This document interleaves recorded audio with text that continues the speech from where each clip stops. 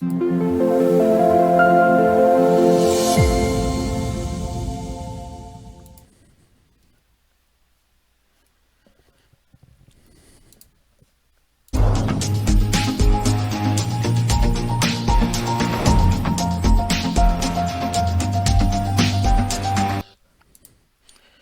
Scott, I'm already hitting the wrong buttons now. Hey, everybody, this is Justin Case from American Newscape, rejoining our friend Scott Dudley for American Consciousness. Hello, Scott. Welcome back to American Newscape. Justin, glad to be here. Welcome, listeners. Welcome, everybody else. I like that second song. I start feeling like that white cat in those memes. I start wanting to get the head bob going. Well, yeah, I think it's a good thing. Well, not at my age, because of all those cervical connections are just like waiting to snap or break or something because they've been overused and I've been hunched over too many things for too many years. And so, Maybe but you yeah, flexibility doesn't hurt. maybe you laid on a tainted bed of nails. It's possible. I mean, maybe, you know what? I had skipped a bed of nail things for a little bit of, and I started picking it up about 2 weeks ago, and I realized how just a really natural. It's like the easiest good thing to do ever because it's really good for you, but all you have to do is lay down. Yeah, I thought that's what massages were for, but yeah, no. And it works for you, and that's a good thing. It's even easier than inverting, because inverting you inevitably have to uninvert. But this thing, all you have to do with the bed of nails is kind of roll over on your side, get that out of the way, and you're right back in bed again, ready to go. I always had this fantasy that inversion would be something that would work for me. And then I thought, I don't know, you got to get back up. You know what? Inversion, I got it specifically for one thing, and it worked for like six other things. Oh, good. So and I didn't even get the thing. I got it for my wife because she was having back problems, and I ended up using it to prove that it wasn't going to break and kill her because I weigh about twice as much. And she said, "Yeah, I still don't trust it." So I kept using it. Well, and I weigh half again as much as you do, and I'm on your wife's team. I don't trust it. And when you're hanging upside down, you gotta really have faith. You got to believe. Not gonna do like a suplex on your head. Believe that bridge will be there, Moriarty, and it will be there from Kelly's Heroes. Yeah, for sure. Okay. Get on with this, Scott. All right. Hey, so this is kind of a we talk about what the dog park talks about. Guess what we talk about most? Dogs. Dogs. Absolutely. And the thing is after having I've been going almost for a year now every day. I don't think I've really skipped more than 1 or 2 days the whole time, and I feel like I've got like a PhD in dogs because there are so many observant dog people who watch the dogs, who watch how they interact, who know the different breeds. And so the conversations and the level of learning there so we've actually had a couple of dog behaviorists, and I assume that they get paid like a therapist or something to work with dogs, come to the park. And I never really do personal rants on the show, right? So I'm due for one.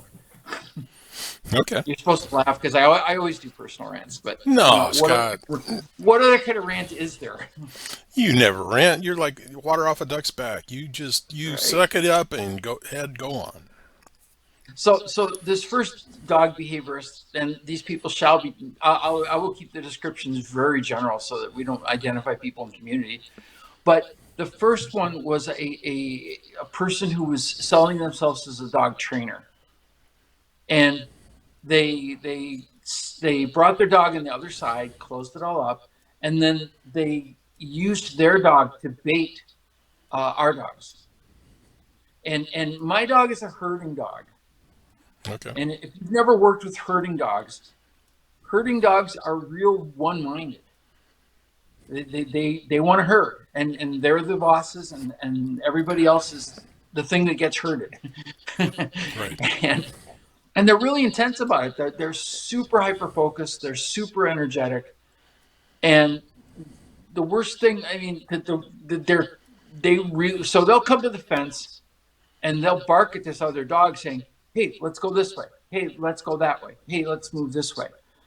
And so this guy's dog was completely indifferent. And that, of course, gets not only my dog, but like 3 or 4 other dogs, just like adamant. Like they're like barking and acting a fool and everything. And this guy's doing it on purpose. He's doing it to show his client that his dog behaves and these dogs don't.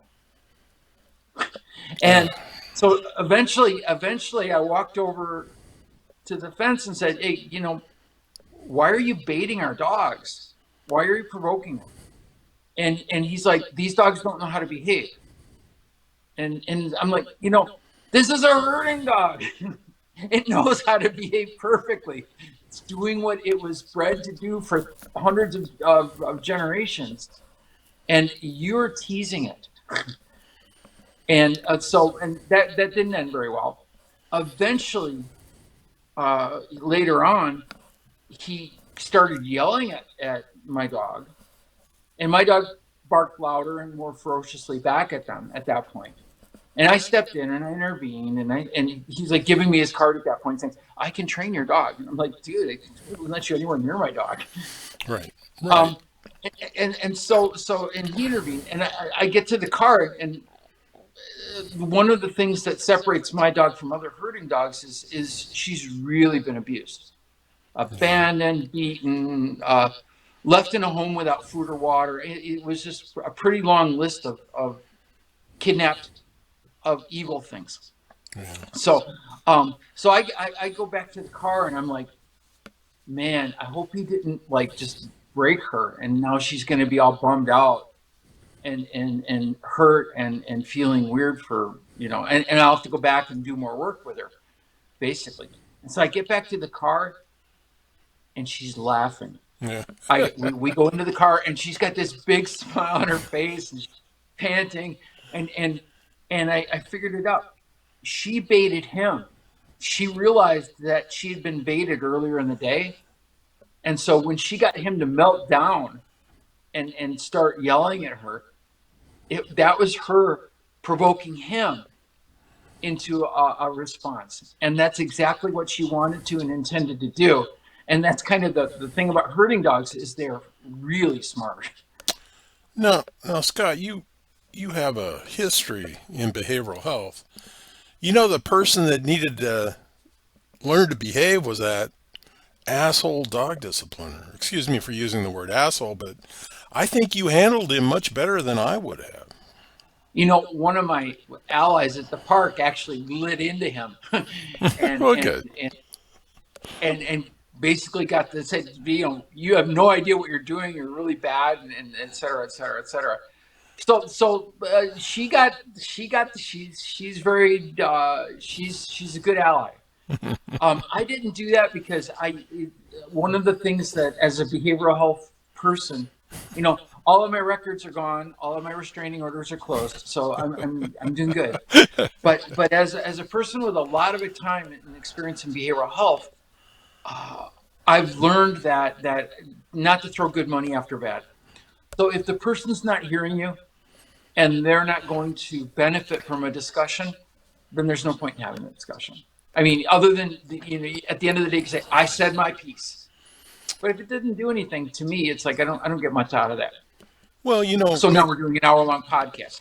no, but maybe that's what makes me a simpleton. I would have suggested to him in a calm manner initially that what was in his best interest was to leave as quickly as he could. Yeah, no, I don't need to escalate stuff like that. It's like I want to be like the good example person. You are the right? better person, absolutely. There was another dog behaviorist that came, and they had 2 toy breeds. So they had 2 very small Chihuahuas, and one of them was really scared. And so she walked around the whole exterior of the park, using my dog as bait. So my dog was running along, trying to encourage the dogs to play, to run, to be herdable. And so eventually I walked over to the fence and said, "Why are you like teasing my dog?"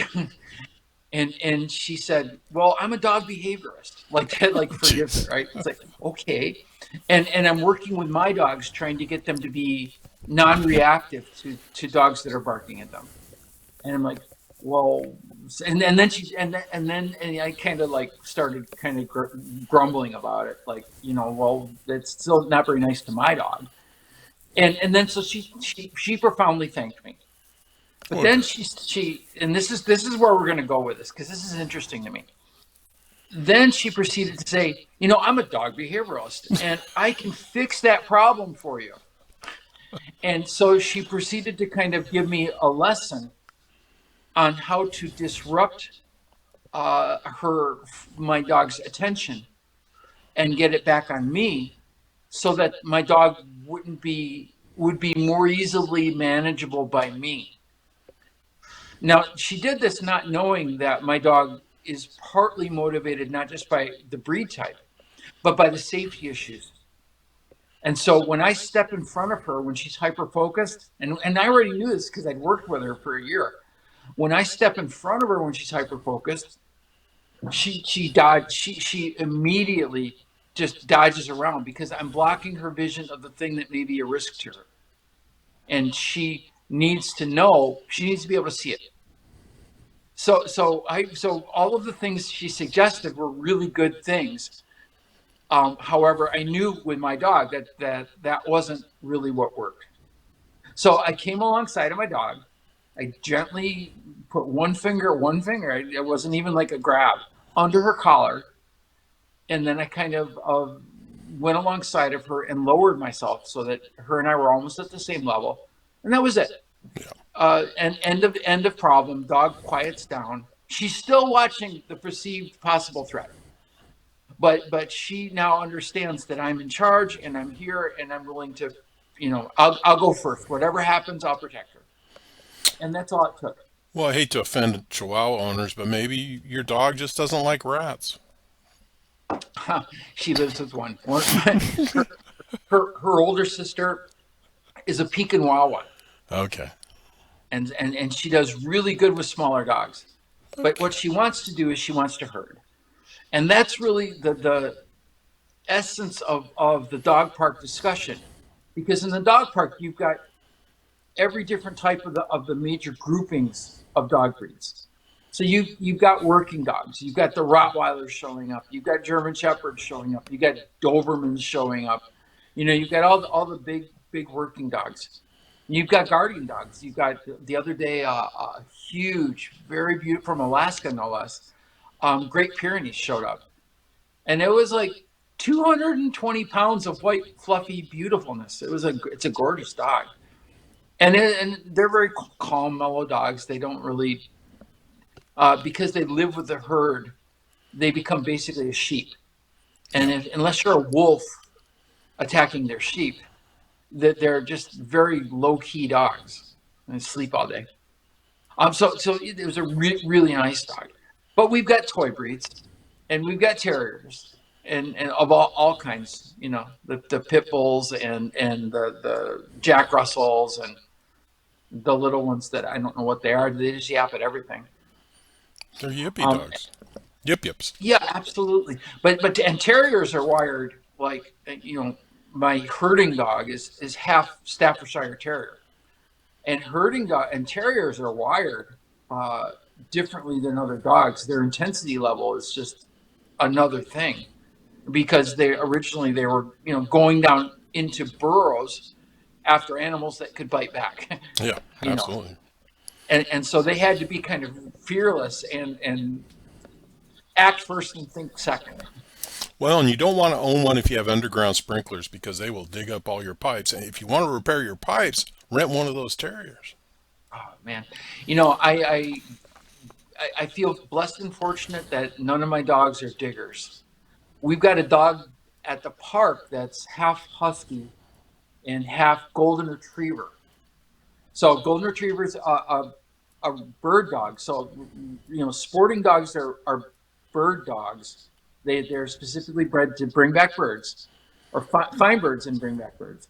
And then hounds are specifically bred to find uh, ground ground animals, mammals like squirrels and raccoons and whatever, and or escaped criminals, and find them and then hold them and hold them at bay or catch them and take care of them.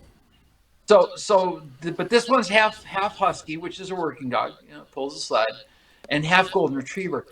It is the best digger ever. It can dig a bushel sized hole in about a minute and a half. So its owner and its owner's like mortified, of course. So its owner's kind of always on high alert, like where's Blue and what's Blue doing? He's looking for his next task. And interestingly, Blue is the best playing dog. It's a high energy dog. It's an adult, 4 years old, and fixed. But it is the best playing dog in the park because it is able to assume any different play role that dogs need. So some dogs are pretty fearful. Like my herding dog is a submissive dog. Is a fairly submissive dog. She doesn't like playing with dogs that want to be alphas. She doesn't appreciate that. Like you're always in charge. Like you're gonna always chase me. I don't ever get to chase you. Blue gets that. So Blue can measure her, and so Blue's the dog she likes to play with because they can take turns. I'll be the bull, you be the matador. I'll be the crazy escaping animal, you be the hunter and chaser, and they just switch back and forth and back and forth. And then one of the cool things about dogs when they play in dog parks is one of the dogs will get tired and will basically do the old college basketball timeout thing.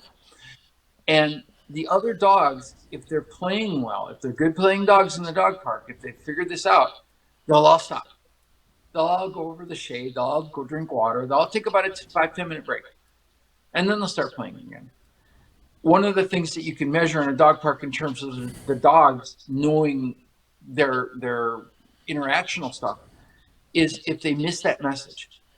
If they want to keep playing after the other dog said, hey, dude, I'm tired. I'm going to take a break.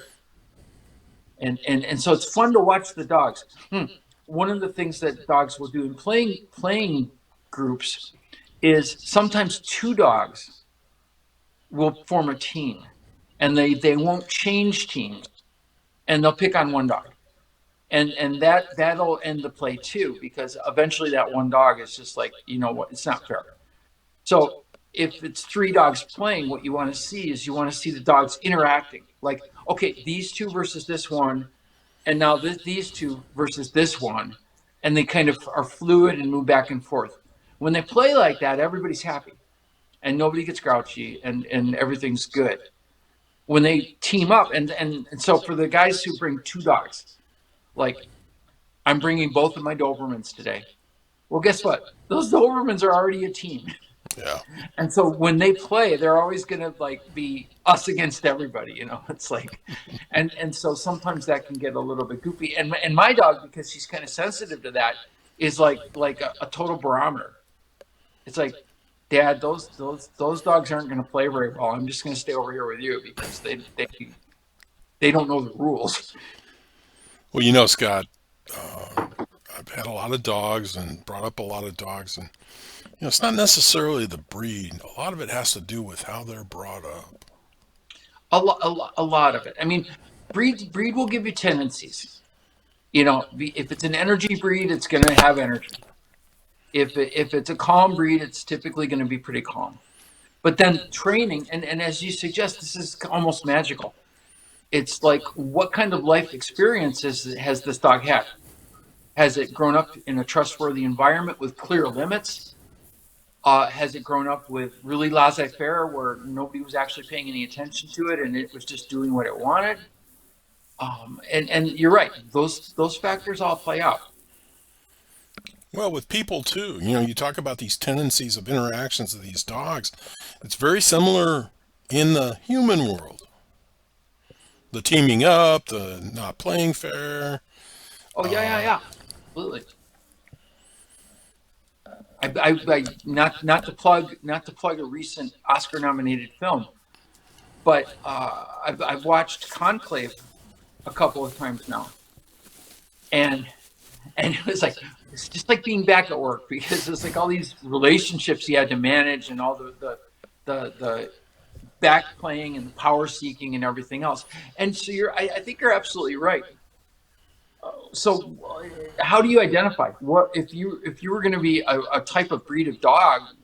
How do you see yourself, Justin? I was raised as a junkyard dog, and I kind of filled that role quite well. But I don't really see myself as a dog. I'm not territorial. I can be very, very formidable like a junkyard dog, but that was how I was raised. And So if a really independent type of breed. well, and fearless, absolutely fearless. And the way that happens is I was never yelled at. I was protected from something that might scare me. I was never scared as a child, and I grew up that way. Fearless. Nice. This is like one of those personality tests you see on social media nowadays. It would say, Justin, you're an Anatolian Shepherd. It might. Anatolian Shepherds were originated in Turkey. They were guardian dogs that lived by themselves with no humans with the flock. And because dogs are haram in Islam, that they're not a valued, they have no spot.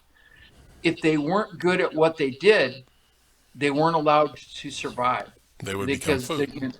yeah, yeah, yeah. Well, it's just or buried or whatever because you just don't waste calories. Right. And so these dogs are incredibly independent. And I knew the guy Don Ballard came back from the military serving in Turkey and brought one back. And he lived in Alpine, which is how I got to know him and how I got to know the breed. And he was just really impressed with the breed, so he brought them back and he started encouraging other people to have them, and eventually they got established as a livestock breed. But also a lot of like me, I got a couple of rescues back in the day, and because I loved their, you'd call them, you'd say, "Here, dog," and you could see them think about it, and which is different. Dogs will just come. They're like, "Oh, okay, we're the pack, we're part of the team. The boss just said, come over here, I'm coming." Right. These dogs wouldn't do that. No, they just look at you. We need a new Well, leader. if they would assess the reason, Yeah. and if there was a reason for them to come, they'd come, and if there wasn't, they'd look at you and kind of go back to sleep. Well, I had two German Shepherds. They both weighed about 110 pounds. They were both extremely formidable. But what I used to say about them, the way I brought them up, I was the leader of the pack. Yeah. So if Godzilla showed up and was going to do me harm, the dogs would have said, "Well, you're the leader of the pack. You handle it." So it's amazing. And, the passion of the dog park people to get a handle on this and to figure this stuff out and to spurn away people that got their little online certificate that I'm a dog behavioralist or I only know of one, and that was Caesar Milan, and he was remarkable, and he had failures, he admitted failures. Well, and a lot of the people in the dog park actually learned under him because they would Yes. they would watch those shows too, and so they would say, "Oh, look, these two dogs are doing this or that," or Right. "Look, this dog's scared right now," or whatever the situation is. They would just like him. It's really about observing dog Hmm. behavior and kind of knowing where it's coming from. And gaining attention and distracting when you need to distract, and that's some of the fun of owning pets. But what we say all the time around here is those people shouldn't have dogs. Those people shouldn't have cats. Well, there's that, and I'm not. I have to be careful with that because I see a lot of judginess, Oh, I'm judging. and It's really hard. And some people are good at it. Um, Yeah. but it's also to me always a lot of context. And the interesting thing, even if somebody comes to the dog park and they're not a good dog park person, some people get really touchy about stuff. Some people are you could just tell that they're not quite used to the experience. At least they're bringing their dogs to the dog park. You know, I look at like there's a whole row of houses next to the dog park.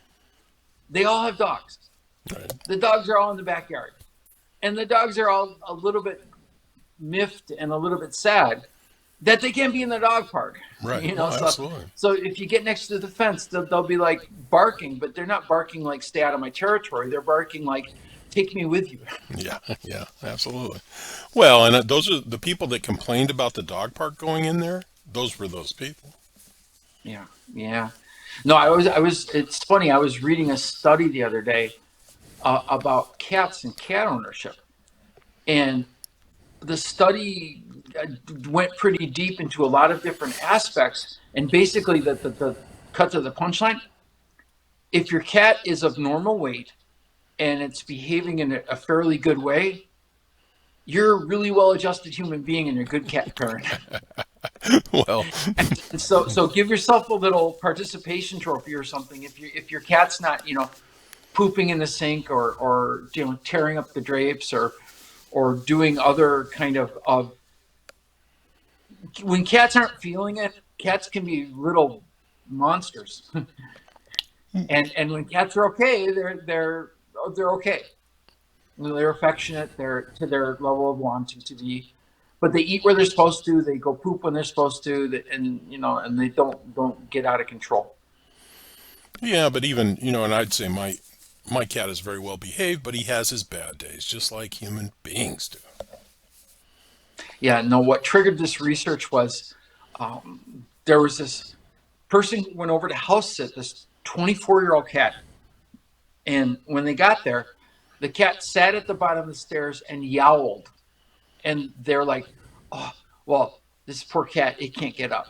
And so they went down the stairs, they pulled it up to the top of the stairs. They basically hand fed it because it was yowling. It was like, I Oh, can't eat my food by jeez. myself. And after 2 days, the cat's parent came home, and she said, "Well, this cat is like really old, and poor thing, it can't even do anything." And the owner looked at us and said, "No, they just identified you as an easy mark." Yeah, exactly. Exactly. What can I get away with? Yeah. Yeah, yeah, yeah, very much so. And as we were kind of touching upon, humans have a lot of these same tendencies. We have breed characteristics. Some of us are herders, some of us are working dogs, some of us are just really cute and sit around and extol our cuteness to other people and get attention for that. Unfortunately, I'm not one of those breeds. No, I could see you as a collie, Scott. Just a regular collie, not a border collie, but a collie, like Lassie. It's sad.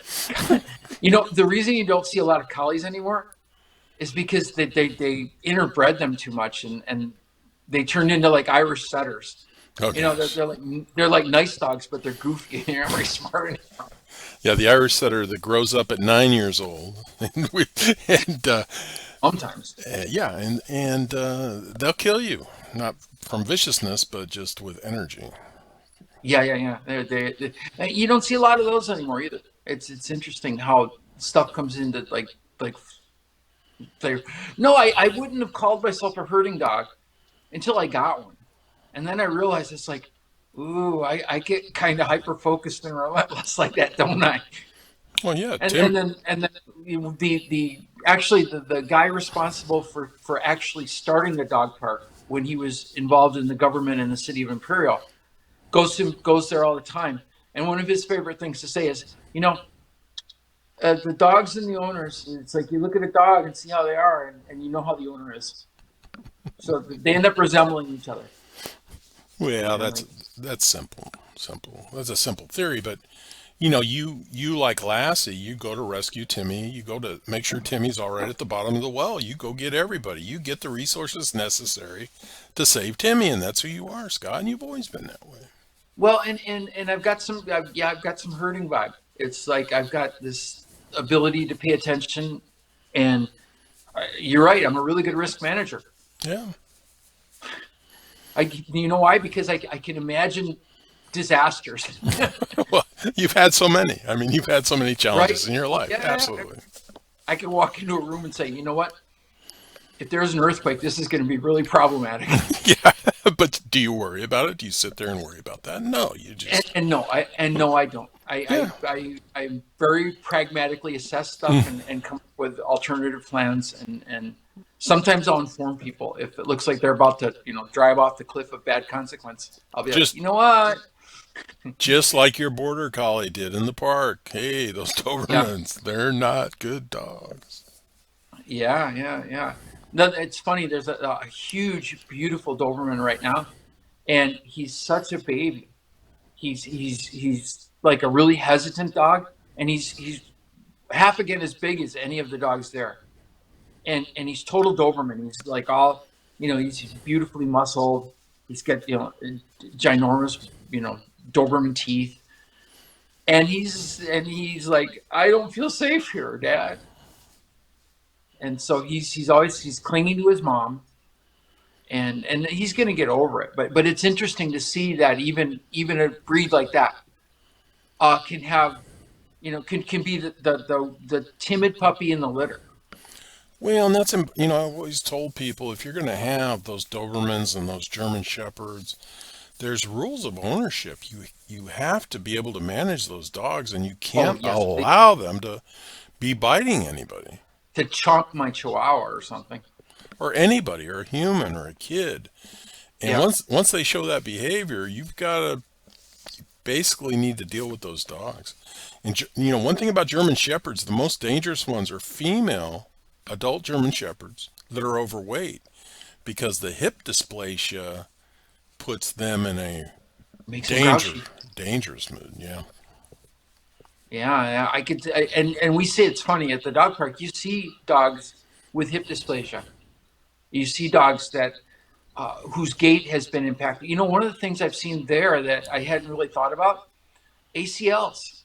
Hmm. I've seen several dogs with ACL problems or who have had to have ACL surgery be in their back legs because they basically blew a knee up. Right? And because I always thought it was hips. Whenever a dog didn't have the right gait, and that's one of the things at a dog park, you get to see dogs run, and so you really get to see the different breeds have different styles of running, and that gets fun and interesting too. But definitely ACLs was not something on my list before I started going to the dog park a lot. And now that I am, it's like, yeah, I've seen 4 dogs who had to get ACL surgery. Wow. And I'd be like, you know what? I would just get a knee brace and wish my dog well. Well, you could actually put a cast on your dog if you had to. Yeah, probably only me though. My dog definitely has issues about other people handling her. Right. Well, it's a trust thing, and trust is it's a, earned. it's that trauma thing. So, but here's kind of where the curiosity went beyond kind of the magic of learning about all these varieties of dogs was how do we handle this with people? It's like, for example, we send herding dog people like with a lot of attention who need to be out running, who need that energy. We send them to school and we sit them in chairs for 6 hours a day, and we give them not very interesting stuff to them to have to do with expectations that they sit still and be quiet. And then when they don't do that, we begin to label them with mental health disorders. You know, do Well, we label border collies as ADHD? No, we let them go do their jobs because they're really good at it. no, And we don't have a way to identify people as having kind of breed tendencies. Oh, this person's a lot better working with a flock of sheep than they are sitting and working through algebraic equations. Well, right. Like this person should be a forest ranger sitting in a tower by themselves 24/7 and they'll be fine. Little guard dog routine, right? Yeah. Looking for fires. Watch the trees. Yeah. Yeah, but and I think we become more adept at identifying some of those issues as we get older, but as you know, as I know, sometimes we misidentify. Classifying people is just a treacherous road to go down. Well, and not accepting them for who they are. I think Hmm. all diagnostic stuff aside, this isn't really a medical show, and I get that. But accepting people for who they are. And so if that person has a herding breed tendency, it's like love them for that and find ways that they can be happy. That's been one of the real keys to me with my dog kind of recovering from the trauma is finding ways that she can succeed. So I don't take, for example, I don't take her walking on a leash in the park because she's constantly pulling at the leash.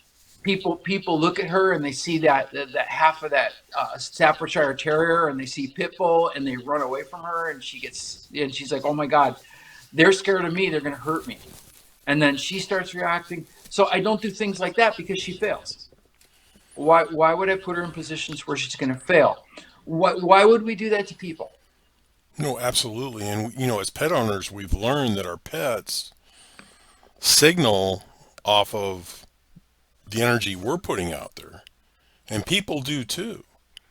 So that calm, assertive presence, even in interacting with people, is an important place to be. And ultimately, if a dog is fortunate to be raised in safe conditions, they tend to be fairly calm about meeting people. My dog was kidnapped by an older woman, Okay. which has created some embarrassing scenarios because older women feel like they can just walk up to dogs and pet them without the dog getting any sort of consent, and being able to say, yeah, sure, come up and pet me. And so when an older woman comes up to pet my dog barks at her, and she barks like get away because I don't want to be pet by you at all. And older women aren't used to that treatment.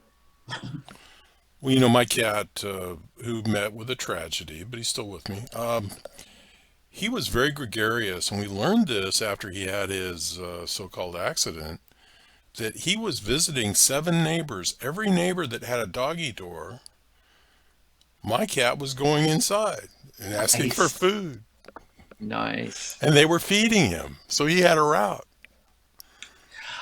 I don't have outdoor cats anymore, but when I did, I lost one, and I was like for a couple of weeks I was scouring the neighborhood and putting up signs and stuff like that. And after a couple of weeks, the elderly neighbor next door came over and said, "Are you missing your cat? Because your cat's been living in my house for 2 weeks." He found a better place. Yeah, it Found happens. found a better mark. Yeah, but after Eating fresh chicken. Yeah. but after my cat was shot by the crazy old lady down the street and survived, which he wasn't supposed to, that said, put him down. He was a different cat, but he's slowly reverting back to his old habits, and he trusts people. I mean, when he would meet you, Scott, he would just walk up like you were the greatest thing and talk to you and interact with you. Yeah, having had a variety of cats and having a few right now, it's interesting how cats, even though they all look the same. So, with dogs, you get big dogs, you get little dogs, you get curly hair. With cats, you get long hair or short hair, but they all are basically the same size. But their personalities are as individual as ours are, as human beings are. And so some like people, some like attention, some beg for food, some could care less, some don't like other cats, some other cats don't like certain cats. Yeah, It's really interesting to see kind of the dynamics involved with cat populations right, and how they come to terms with who they are and stay safe and get accepted. right, absolutely. Which they're looking for. They're actually, If they're not accepting of you, they're out looking for somebody that will accept them for who they are, Yeah. just like people. Well, except the ferals. I know feral cats that have been in my neighborhood now for over 10 years, and I've known them for over 10 years. There's no way I could get within 20 feet of them, Well, I even mean, though they realize, even though I've never done anything bad to them ever. They're like, nope, human, no way. right, right. And that's a long life for a feral cat. Well, that's why they lived to be 10 years old, Right, because absolutely. they stayed away. They realized humans were a potential threat. Right. So what do you do with those hurting humans? That's really it. What do you do with the guard dog humans? The ones that really do want to bark and are really geared towards being reactively protective. Well, I think you put them in a situation that they can thrive. It's Like the just entry or no. no, it's like the Marine Corps. There's certain people that are suited to go in the Marine Corps, and there's a lot of people, the vast majority of people are not suited to go into the Marine Corps. I Do think you you ha- think that the Marine Corps actually selectively recruits that way? Do they filter Oh, for? absolutely. Psychologicals. The police departments, do extensive psychological profiling, but I believe it's probably not scrutinized enough in times that they're in desperate need of officers. Same thing As with an the Marine insider, Corps. I can say that typically the people doing the profiling, the licensed professionals, don't want to be the one to take someone's career aspirations away, and so they tend to have a very gentle hand in terms of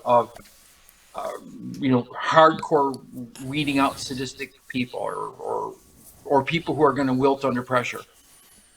So Right. so they don't get pushed. I mean, maybe in post training they'll get pushed a little bit, but that psychological screening is not as critical as I would make it.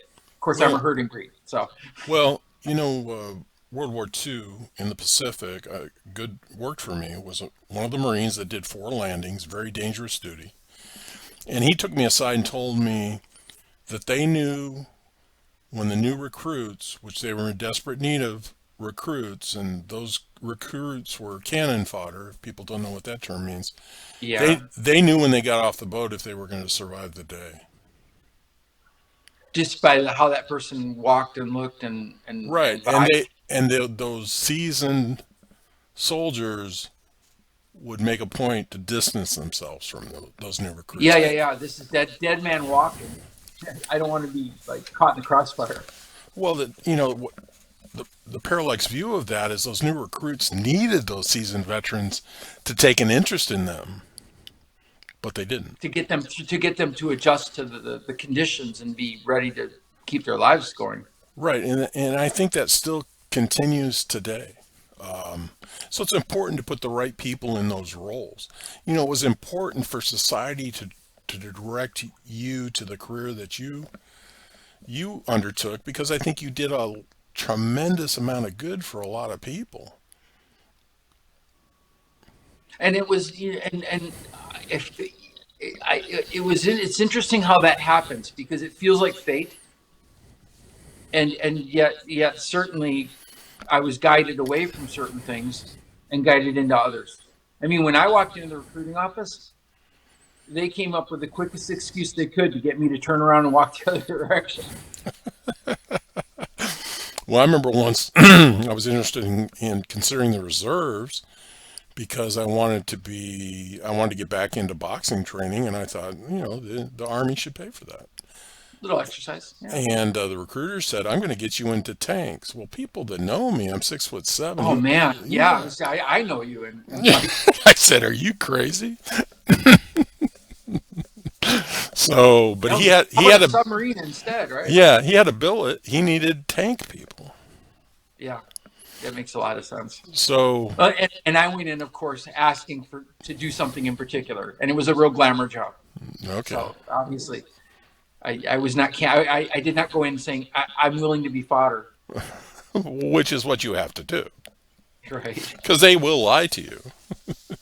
Oh, the marketing involved with any consumer enterprise is like a grain of salt all the way, all the time.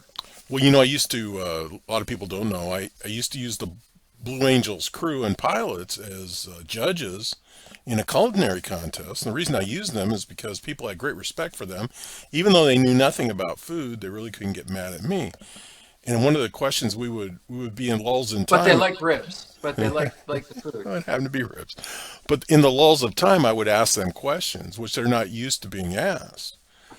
And I would go around the table and we're talking anywhere from officers to enlisted and cream of the crop. I'd say, what lies do you remember that your initial recruiter told you? And they would all get to just laughing. But these were career military people. But these were guys who actually ended up in fairly successful gigs. Oh yeah, These aren't the guys cleaning out the latrines. but I think they understood that even non-military people understood and appreciated what they have gone through to become the cream of the crop. So is it meritocracy or is it who you know in the military? Because they didn't let me in, so I don't know. I think it's a little bit of both. I think nowadays, there's different segments. No two commands are alike, no two bases are alike.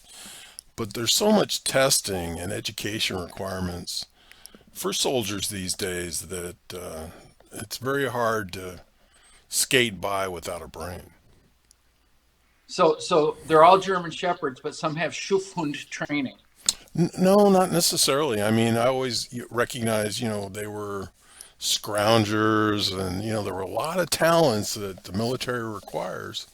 They need some terriers. Yeah, yeah, absolutely. And they need some people, they interact well with me because I'm out there, I'm on point. I'm not afraid to talk. But it's interesting. It's interesting, and I have a lot of respect for those people for a job that I would have never done. Yeah, for sure. I get a lot. I do really well with military, and it's funny how forgiving they are, because they give me a moment and say, "Geez, for a hippie, you're pretty tough, and you think pretty mean, but you're still a hippie." Well, yeah, exactly. The Marine Corps did like me, but I didn't. Once I got a good look at it, I had no interest in the Marine Corps.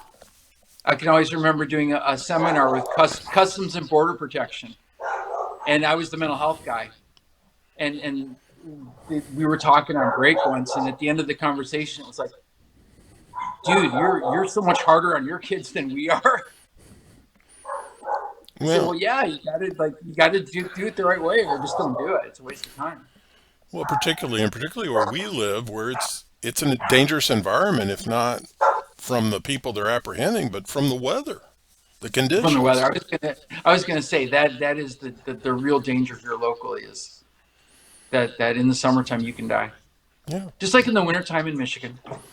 No, absolutely. It requires a seriousness, and because if you're not serious, people are going to die. Yeah. So what kind of dog did you say you thought you were? Even though we all know and we all agree that you were a collie, but what? Well, and collies are indeed herding breeds. Yeah. So back in the general sense of it, I didn't recognize, I don't think, my inner herdingness until I got a herding breed. And then I realized, ooh, I kind of do that, don't I? I can't, and that may be the growth point here. So at the end of the day, when you're listening to the podcast, you may want to sit and reflect and study the different breeds and say, where do I tend to be? What do I tend to do? How do I react to situations? Where do I feel I fit in terms of getting stuff done? Well, we talk about if you pay attention to these pets, and we have a cat that when she was a kitten, I called her Cutter because she reminded me of a cutter horse. She's always putting everything in its place, and she will direct you. And if I'm outside, she'll say, no, you need to go this way. She'll take me right to the door. She'll force me to go inside. But that's her behavior. Where she got it, I don't know. Yeah, no, no, I've got a boss cat in the house for sure, and the dogs know it too. Yeah, exactly. Well, yeah, exactly. She's the alpha.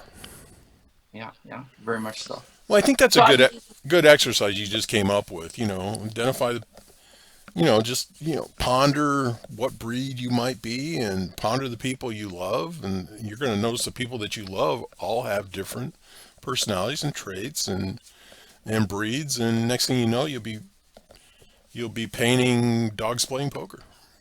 there you go. Well, and I think that then the next step on that though too is when you start looking at people and kind of realizing that, well, this really isn't a dog. This isn't really the type of person that's going to chase birds. Right. Not to hold that against them, because it's just that's the way they're built. That's the way they're comfortable being, and then finding the area of success. Right? I mean, what can this person do and do successfully, and honoring that.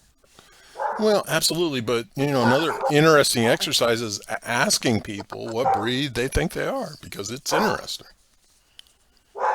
You know what's interesting?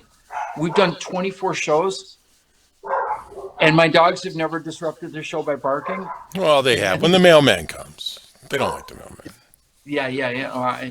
So I don't know why they think they got cued in to participate in this show, but Well, they turning probably them on is harder than turning dogs. them on. They believe this conversation's about them, dog breeds, and they are chiming in. Dogs can be that way. Yep. Dogs can be that. You see, it's the word. That was the bark of agreement. Well, I think this was a good show, and I hope the people of the dog park that tune in occasionally enjoy it. We And have a number of them have subscribed to the show, which we're always grateful. well, they're inspiration to us, and I think somebody should create a sign to say "behavioralists stay away." They are who they are. What are you going to do? And some, that's actually something that comes up at the dog park from time to time. There are some people who want their dogs to sit, and there's some people who don't care. And there's some in between in that. But generally speaking, it's because if you watch dogs in nature, like at the dog park, dogs don't sit of their own accord. That's not a natural body position for them. They'll go on their haunches, they'll lay down, they'll stand up, they'll run, but they don't typically sit. Sit is something that they'll specially do for people if people expect it or demand it or request it. And some people are sit people, and other people are just not that inclined. Well, you're right. Well, if they want something to sit, get a cat because they will sit. Yeah, yeah. My cats are staring at me right now, thinking, "You're not going to talk about me, are you?" Yeah, we're going to do a show. Remind Luna, we're going to do a show about cat behaviors and how to turn them around. Cats are fascinating because their emotional brain is the closest mammal brain to a human emotional brain than any other mammal species, and that's why they're so good at playing us. That's why they've absolutely got us dialed into being their servants. Yeah, they have a lot of different ways to say no or object, but yeah, Like the dogs are like, "There's my master." The cats are like, "There's my slave." well, no, cat is always scheming, but they're always checking on us. They want to know how we And are.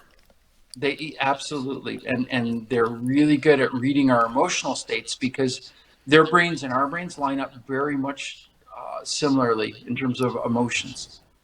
So they can tell angry human, they can tell happy human, and we can tell whether they're angry or happy as well. Well, I don't think your cats are used to being around angry humans. I mean, you and your wife are just sunshine and roses all the time. The abuse dog I have is super dialed into my wife and I. So if we're discussing what TV show to watch, I'll start getting these worried glances from my dog, like, "You guys aren't agreeing." Like, we're just talking about what TV show. It's okay. But she's kind of hyper aware of Discord as well. Well, my cat is. If my wife is trying to correct adjust my behavior and probably needed to be adjusted and raises her voice, my cat will start to growl and get up and start going towards her. Oh, nice, nice. Well, she didn't believe that. And I would, I don't have a guard cat. I need to work on my cats. what I would say to her is, "Oh, he doesn't want you yelling at me." And that wouldn't help the situation. Right. But they're fascinating, and pets are fascinating. I think it's important that we learn. If you have nobody in your life, and maybe because you don't have good people skills or good interaction skills with people, learn how to interact with a pet. It's the people who interact well with pets tend to interact well with people, and it's a good jumping off point.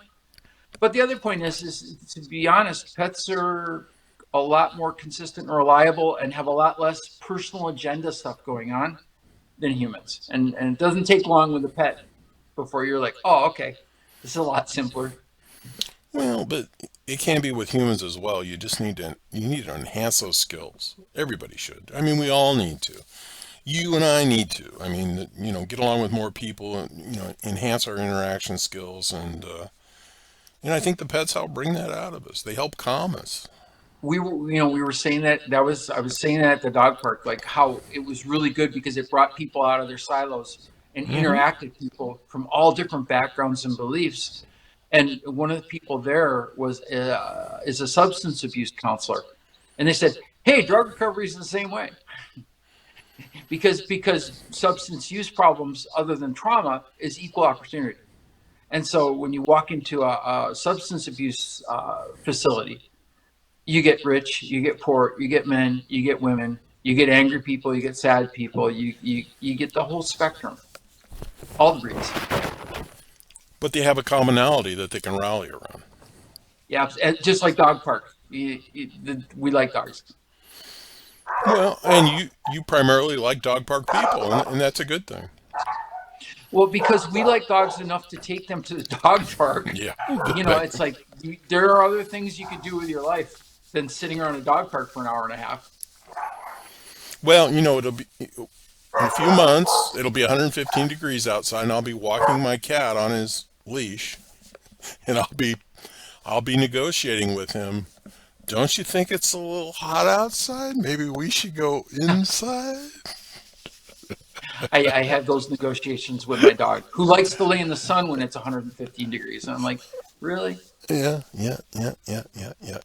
Okay, Scott, I think we could go on about this way too long, but why don't you give us a couple things you would suggest we work on?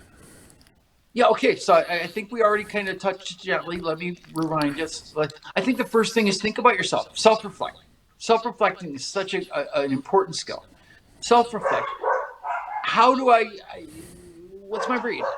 Simply enough, if I were a dog, what kind of dog would I be? Would I be a dog that fetches? Would I be a dog that doesn't fetch? Would I be a dog that gets grouchy when other dogs come near my food? What kind of dog am I? And how do I honor that? How do I put myself in positions? Because I'm my own pack leader, basically. How do I put myself in positions where my natural strong tendencies are honored and worked instead of conflicted, like a herding dog? If somebody expects a herding dog to sit still and be quiet, that ain't going to happen. It's like that's not their nature. So find your nature, and then enhance it. But then take that same skill once you've done it in yourself, and start looking at other people that way. Well, yeah. What is this person like? How can they be successful? How can I validate what they're doing? You're really good at doing this, and because just telling somebody that make it a lot more likely they'll do it again. Well, I agree with you, Scott. It's probably better advice you can give them than they got out of their guidance counselor in high school. But for those of you that aren't comfortable relating to dogs, why don't you try your spirit animal? We all have a spirit animal. We do, with all apologies to cultures that we don't belong to, that came up with the idea. Absolutely, and that's always an interesting thing too, because if you sit with a group of people who know you and say, what do you think have them write it down. so that they're not like influencing each other. What do you think Scott's spirit animal is? Because that's fascinating.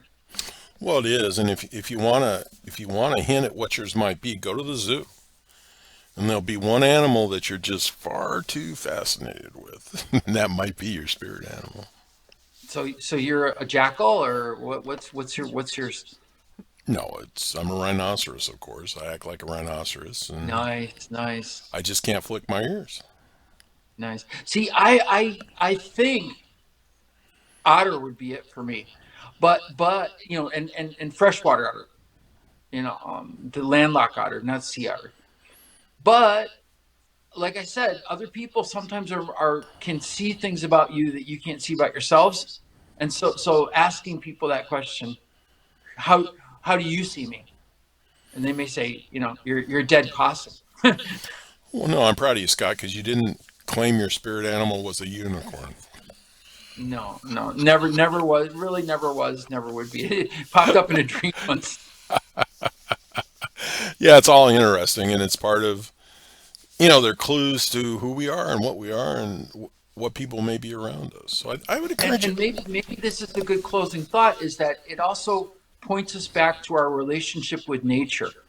Humans tend to get really cut off from nature, and we tend to forget that we're part of that thing. We're not separate from it. We're not the bosses of it. We're part of it. And that just relating back to nature, you know, and doing that is probably a very, very healthy, helpful thing to do. Well, and if you find inner peace in wilderness, being in the wilderness, which I do, and I think Scott does as well, Yeah, yeah, yeah, for I sure. those are clues. And Scott, I think you came up with an interesting topic. I'm not sure we did it justice, but I think it was interesting. I think when we All credit, rewatch this, we're all going to like credit it. to the dog. Yeah. All credit to the dog park. I mentioned something and they're like, no, no, no, no, no. File that. File 13. Well, now they're getting to the executive positions, but okay. I trust them. Yeah, I trust those yeah. dog parkians. All right, everybody. This has been Justin Case and Scott bringing you American Consciousness. Talking breeds, not breeding, but breeds. Thank you for joining us. Remember, additional information and links provided in this video is read more. Today is the day to subscribe to this channel. Please learn more about Scott when time permits.